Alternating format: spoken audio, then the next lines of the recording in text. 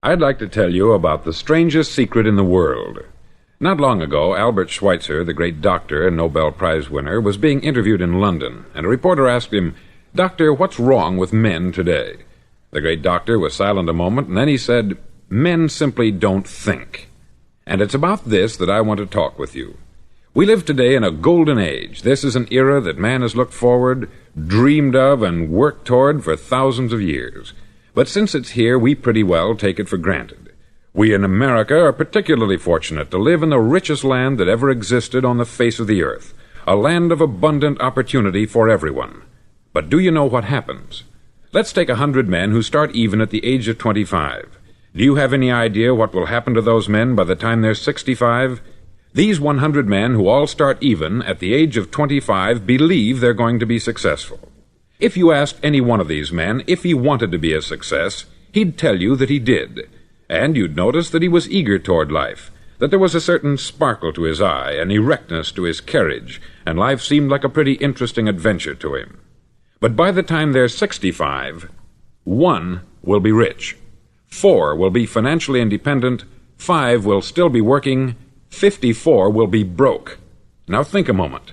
Out of the 100, only 5 make the grade. Why do so many fail? What has happened to the sparkle that was there when they were 25? What's become of the dreams, the hopes, the plans? And why is there such a large disparity between what these men intended to do and what they actually accomplished? When we say about 5% achieve success, we have to define success. And here's the definition. Success is the progressive realization of a worthy ideal.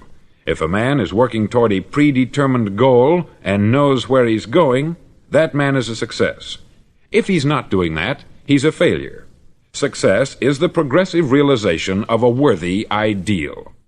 Rollo May, the distinguished psychiatrist, wrote a wonderful book called Man's Search for Himself. And in this book he says, "The opposite of courage in our society is not cowardice, it is conformity." And there you have the trouble today. It's conformity. People acting like everyone else, without knowing why, without knowing where they're going. Now think of it.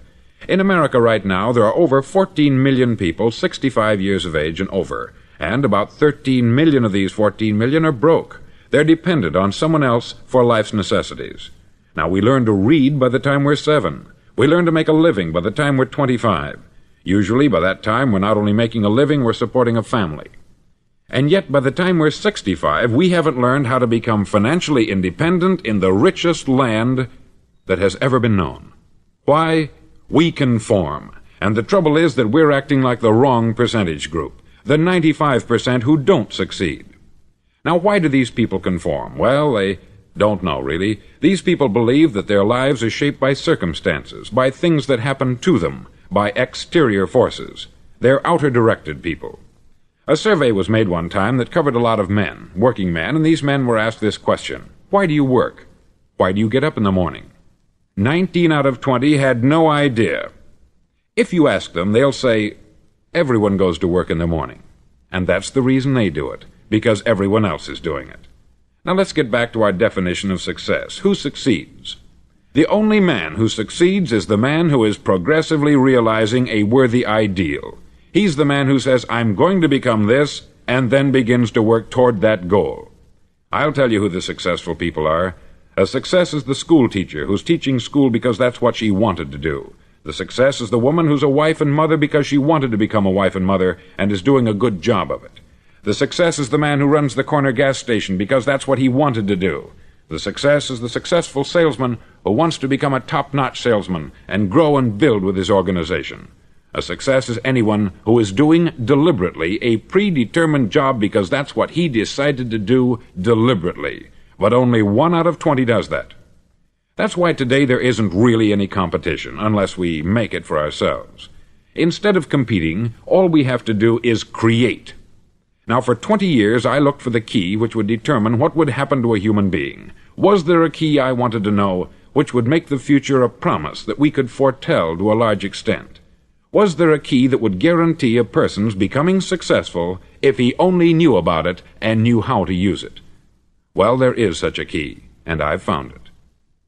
Have you ever wondered why so many men work so hard and honestly without ever achieving anything in particular, and others don't seem to work hard and yet seem to get everything? They have the magic touch. You've heard them say that about someone. Everything he touches turns to gold. And have you ever noticed that a man who becomes successful tends to continue to become successful, and on the other hand, have you noticed how a man who is a failure tends to continue to fail? It's because of goals. Some of us have them, some don't. People with goals succeed because they know where they're going. Now think of a ship leaving a harbor, and think of it with the complete voyage mapped out and planned. The captain and crew know exactly where it's going and how long it will take. It has a definite goal. 9,999 times out of 10,000 it will get to where it started out to get. Now let's take another ship, just like the first, only let's not put a crew on it, or a captain at the helm. Let's give it no aiming point, no goal, no destination. We just start the engines and let it go. I think you'll agree with me that if it gets out of the harbor at all, it will either sink or wind up on some deserted beach a derelict. It can't go any place because it has no destination and no guidance. It's the same with a human being. Take the salesman, for example. There is no other person in the world today with the future of a good salesman. Selling is the world's highest paid profession, if we're good at it, and if we know where we're going. Every company needs top-notch salesmen, and they reward those men. The sky is the limit for them. But how many can you find?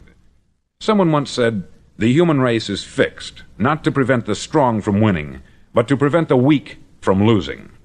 The American economy today can be likened to a convoy in time of war. The entire economy is slowed down to protect its weakest link, just as the convoy had to go at the speed that would permit its slowest vessel to remain in formation. That's why it's so easy to make a living today. It takes no particular brains or talent to make a living and support a family today, so we have a plateau of so-called security, if that's what a person's looking for. But we do have to decide how high above this plateau we want to aim for. Now let's get back to the strangest secret in the world, the story that I wanted to tell you today. Why do men with goals succeed in life, and men without them fail? Well, let me tell you something which, if you really understand it, will alter your life immediately. If you understand completely what I'm going to tell you from this moment on, your life will never be the same again. You'll suddenly find that good luck just seems to be attracted to you. The things you want just seem to fall in line. And from now on, you won't have the problems, the worries, the gnawing lump of anxiety that perhaps you've experienced before. Doubt, fear, well, they'll be things of the past. Here's the key to success, and the key to failure. We become what we think about. Now let me say that again. We become what we think about. Throughout all history, the great wise men and teachers, philosophers and prophets have disagreed with one another on many different things. It is only on this one point that they are in complete and unanimous agreement. Listen to what Marcus Aurelius, the great Roman emperor, said. He said, "A man's life is what his thoughts make of it." Disraeli said this, "Everything comes if a man will only wait. I have brought myself by long meditation to the conviction that a human being with a settled purpose must accomplish it, and that nothing can resist a will that will stake even existence for its fulfillment." Ralph Waldo Emerson said this, "A man is what he thinks about all day long." William James said, "The greatest discovery of my generation is that human beings can alter their lives by altering their attitudes of mind." And he also said, "We need only in cold blood act as if the thing in question were real, and it will become infallibly real by growing into such a connection with our life that it will become real. It will become so knit with habit and emotion that our interest in it will be those which characterize belief." He also said this, "If you only care enough for a result, you will almost certainly attain it.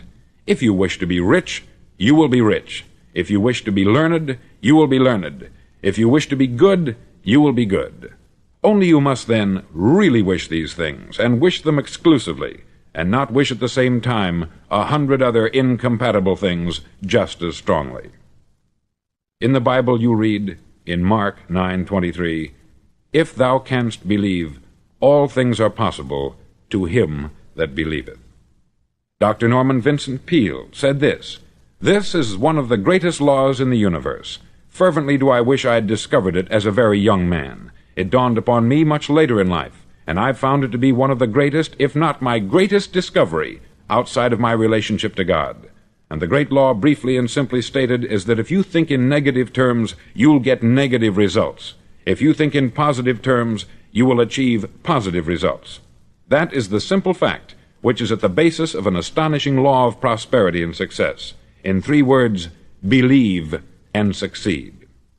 William Shakespeare put it this way: "Our doubts are traitors, and make us lose the good we oft might win, by fearing to attempt."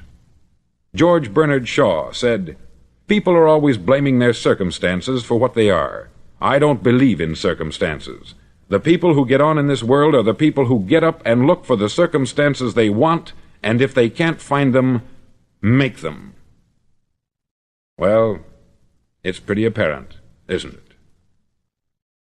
And every person who discovered this for a while believed that he was the first one to work it out. We become what we think about. Now, it stands to reason that a person who's thinking about a concrete and worthwhile goal is going to reach it, because that's what he's thinking about. And we become what we think about. Conversely, the man who has no goal, who doesn't know where he's going, and whose thoughts must therefore be thoughts of confusion and anxiety and fear and worry, becomes what he thinks about. His life becomes one of frustration, fear, anxiety, and worry. And if he thinks about nothing, he becomes nothing. Now, how does it work? Why do we become what we think about? Well, I'll tell you how it works as far as we know. Now, to do this, I want to tell you about a situation that parallels the human mind. Suppose a farmer has some land, and it's good, fertile land.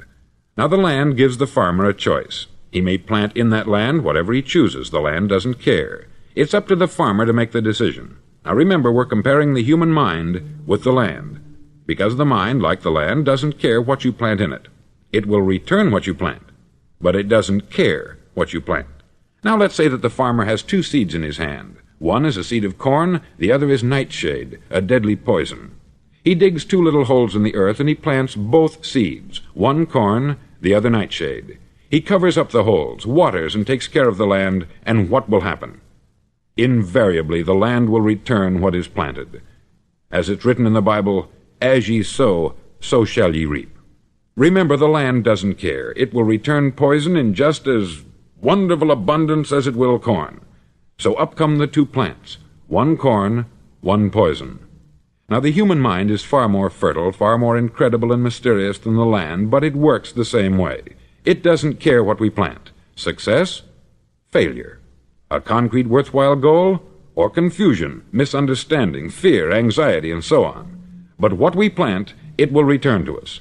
You see, the human mind is the last great unexplored continent on the earth. It contains riches beyond our wildest dreams. It will return anything we want to plant.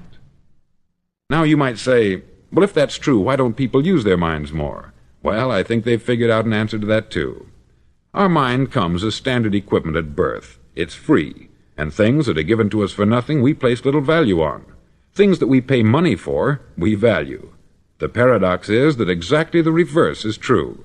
Everything that's really worthwhile in life came to us free. Our mind, our soul, our body, our hopes, our dreams, our ambitions, our intelligence, our love of family and children and friends.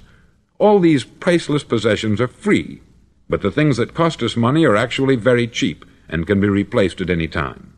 A good man can be completely wiped out and make another fortune.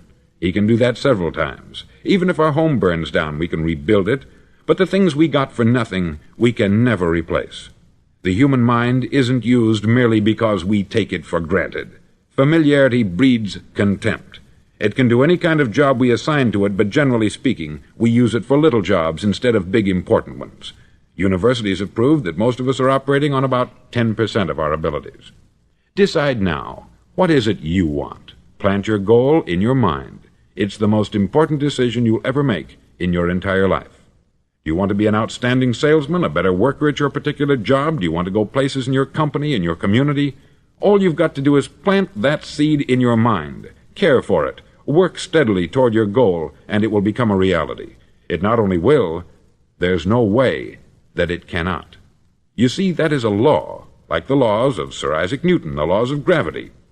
If you get on top of a building and jump off, you'll always go down. You'll never go up. And it's the same with all the other laws of nature. They always work. They're inflexible. Think about your goal in a relaxed, positive way. Picture yourself in your mind's eye as having already achieved this goal. See yourself doing the things you will be doing when you've reached your goal. Ours has been called the phenobarbital age, the age of ulcers and nervous breakdowns. At a time when medical research has raised us to a new plateau of good health and longevity, far too many of us worry ourselves into an early grave trying to cope with things in our own little personal ways, without learning a few great laws that will take care of everything for us. These things we bring on ourselves through our habitual way of thinking. Every one of us is the sum total of his own thoughts. He is where he is because that is exactly where he really wants to be, whether he'll admit that or not. Each of us must live off the fruit of his thoughts in the future, because what you think today and tomorrow, next month and next year, will mold your life and determine your future. You're guided by your mind. I remember one time I was driving through Arizona and I saw one of those giant earth-moving machines roaring along the road at about 35 miles an hour with what looked like 20 tons of dirt in it, a tremendous, incredible machine, and there was a little man perched way up on top with the wheel in his hands guiding it. And as I drove along, I was struck by the similarity of that machine to the human mind. Just suppose you're sitting at the controls of such a vast source of energy. Are you going to sit back and fold your arms and let it run itself into a ditch? Or are you going to keep both hands firmly on the wheel and control and direct this power to a specific, worthwhile purpose? It's up to you. You're in the driver's seat. You see, the very law that gives us success is a two-edged sword. We must control our thinking. The same rule that can lead a man to a life of success, wealth, happiness, and all the things he's ever dreamed of for himself and his family, that very same law can lead him into the gutter. It's all in how he uses it, for good or for bad. This is the strangest secret in the world. Now, why do I say it's strange, and why do I call it a secret? Actually, it isn't a secret at all. It was first promulgated by some of the earliest wise men, and it appears again and again throughout the Bible. But very few people have learned it, understand it. That's why it's strange, and why, for some equally strange reason, it virtually remains a secret. I believe that you could go out and walk down the main street of your town and ask one man after another what the secret of success is, and you probably wouldn't run into one man in a month who could tell you. Now, this information is enormously valuable to us, if we really understand it and apply it. It's valuable to us not only for our own lives, but the lives of those around us, our family, employees, associates, and friends. Life should be an exciting adventure. It should never be a bore. A man should live fully, be alive. He should be glad to get out of bed in the morning. He should be doing a job he likes to do because he does it well. One time I heard Grove Patterson make a speech, the editor-in-chief of the Toledo Daily Blade, and as he concluded his speech, he said something that I've never forgotten. He said something like this: "My years in the newspaper business have convinced me of several things, among them that people are basically good, and that we came from someplace, and we're going someplace. So we should make our time here an exciting adventure. The architect of the universe didn't build a stairway leading nowhere." And the greatest teacher of all, the carpenter from the plains of Galilee, gave us the secret time and time again. "As ye believe, so shall it be done unto you." I've explained the strangest secret in the world and how it works. Now I want to explain how you can prove to yourself the enormous returns possible in your own life by putting this secret to a practical test. I want you to make a test that will last 30 days. Now, it isn't going to be easy. If you'll give it a good try, it will completely change your life for the better. Back in the 17th century, Sir Isaac Newton, the English mathematician and natural philosopher, gave us some natural laws of physics which apply as much to human beings as they do to the movement of bodies in the universe. Now, one of these laws is that for every action there is an equal and opposite reaction. Simply stated, as it applies to you and me, it means we can achieve nothing without paying the price. The results of your 30-day experiment will be in direct proportion to the effort you put forth. To be a doctor, you must pay the price of long years of difficult study. to be successful in selling, and remember that each of us succeeds to the extent of his ability to sell, selling our families on our ideas, selling education in schools, selling our children on the advantages of living the good and honest life, selling our associates and employees on the importance of being exceptional people, to, of course, the profession of selling itself. But to be successful in selling our way to the good life, we must be willing to pay the price. Now, what is that price? Well, it's many things. First, it's understanding emotionally, as well as intellectually, that we literally become what we think about, that we must control our thoughts if we're to control our lives. It's understanding fully that, as ye sow, so shall ye reap.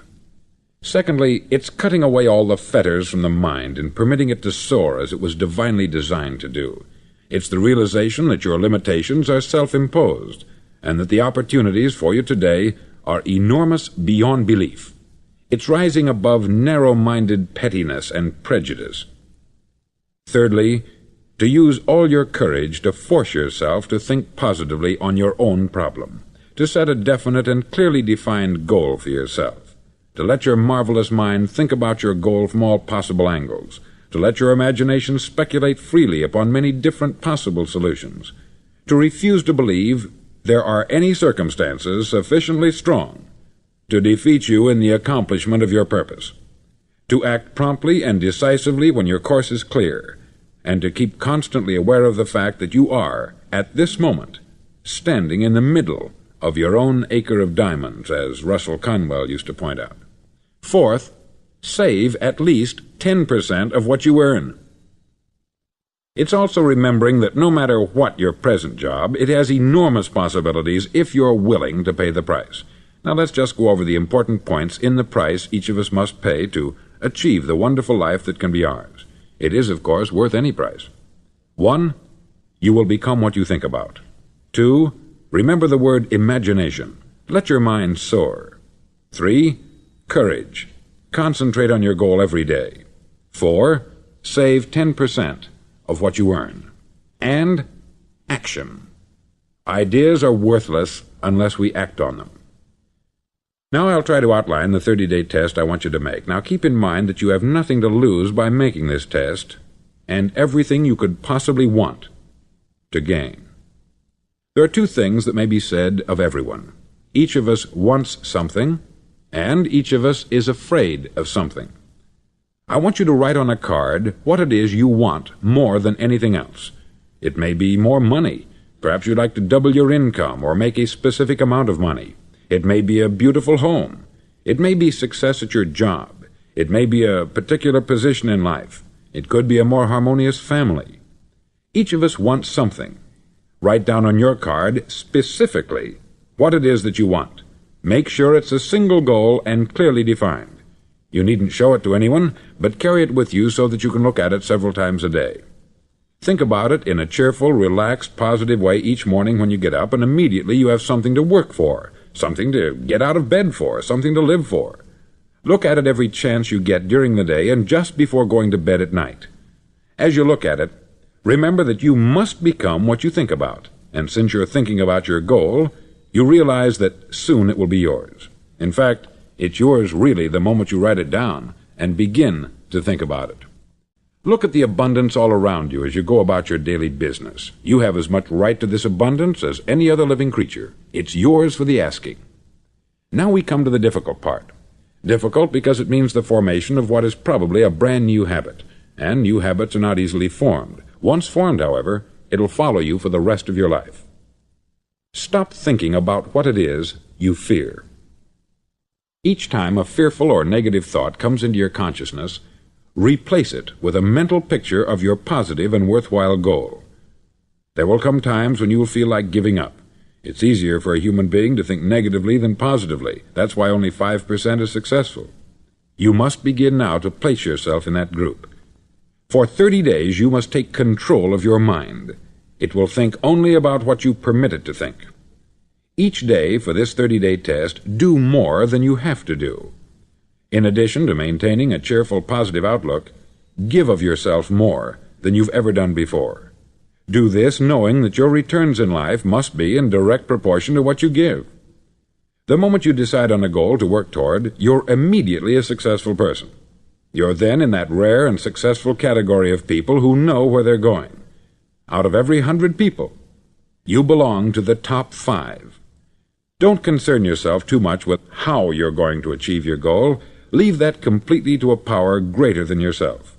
All you have to do is know where you're going. The answers will come to you of their own accord. Remember these words from the Sermon on the Mount, and remember them well. Keep them constantly before you this month of your test. Ask, and it shall be given you. Seek, and ye shall find. Knock, and it shall be opened unto you. For every one that asketh receiveth, and he that seeketh findeth, and to him that knocketh it shall be opened. It's as marvelous and as simple as that. In fact, it's so simple that in our seemingly complicated world it's difficult for an adult to understand that all he needs is a purpose and faith. For 30 days, do your best. If you're a salesman, go at it as you've never done before, not in hectic fashion, but with the calm, cheerful assurance that time well spent will give you the abundance in return you deserve and want. No matter what your job, do it as you've never done it before for 30 days. And if you've kept your goal before you every day, you'll wonder and marvel at this new life you've found. Dorothea Brand, outstanding editor and writer, discovered it for herself and tells about it in her fine book, Wake Up and Live.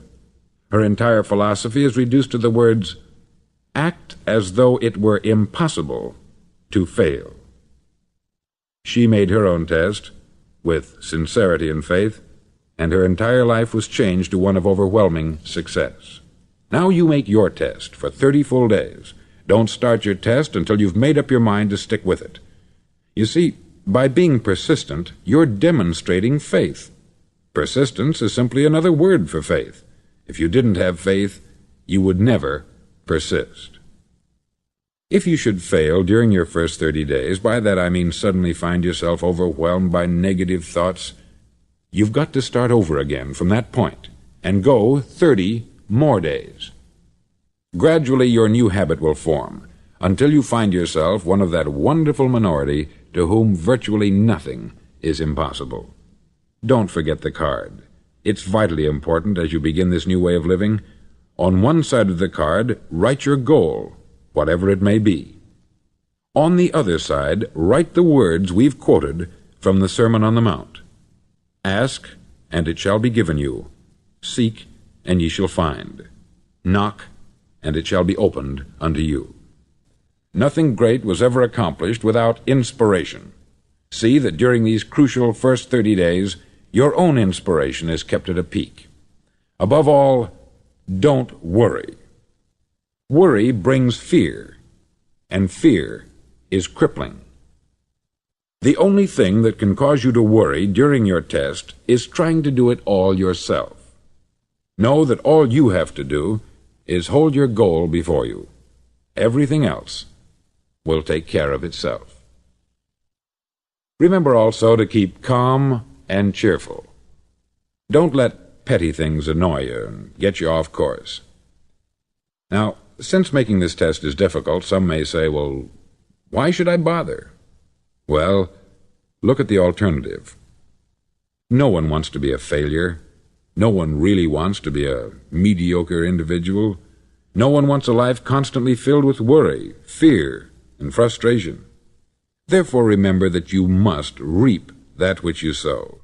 If you sow negative thoughts, your life will be filled with negative things.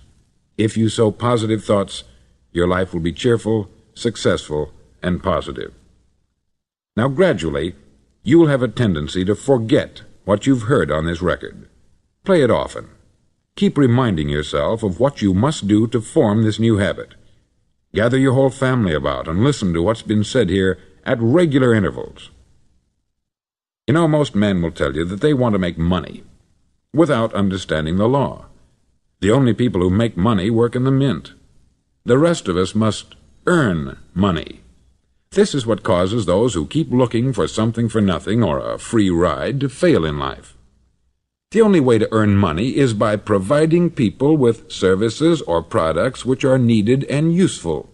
We exchange our product or service for the other man's money. Therefore, the law is that our financial return will be in direct proportion to our service. Success is not the result of making money. Making money is the result of success, and success is in direct proportion to our service. Most people have this law backwards. They believe that you're successful if you earn a lot of money. The truth is that you can only earn money after you're successful. It's like the story of the man who sat in front of the stove and said to it, "Give me heat, and then I'll add the wood." How many men and women do you know, or do you suppose there are today, who take the same attitude toward life? There are millions. We've got to put the fuel in before we can expect heat. Likewise, we've got to be of service first before we can expect money. Don't concern yourself with the money. Be of service. Build, work, dream, create. Do this, and you'll find there's no limit to the prosperity and abundance that will come to you. Prosperity is founded upon a law of mutual exchange. Any person who contributes to prosperity must prosper in turn himself. Sometimes the return will not come from those you serve, but it must come to you from someplace, for that is the law. For every action, there is an equal and opposite reaction. As you go daily through your 30-day test period, remember that your success will always be measured by the quality and quantity of service you render, and money is a yardstick for measuring this service. No man can get rich himself unless he enriches others. There are no exceptions to a law. You can drive down any street in America and from your car estimate the service that's being rendered by the people living on that street. Had you ever thought of this yardstick before? It's interesting. Some, like ministers and priests and other devoted people, measure their returns in the realm of the spiritual, but again, their returns are equal to their service. Once this law is fully understood, any thinking person can tell his own fortune. If he wants more, he must be of more service to those from whom he receives his return. If he wants less, he has only to reduce this service. This is the price you must pay for what you want. If you believe you can enrich yourself by deluding others, you can only end by deluding yourself.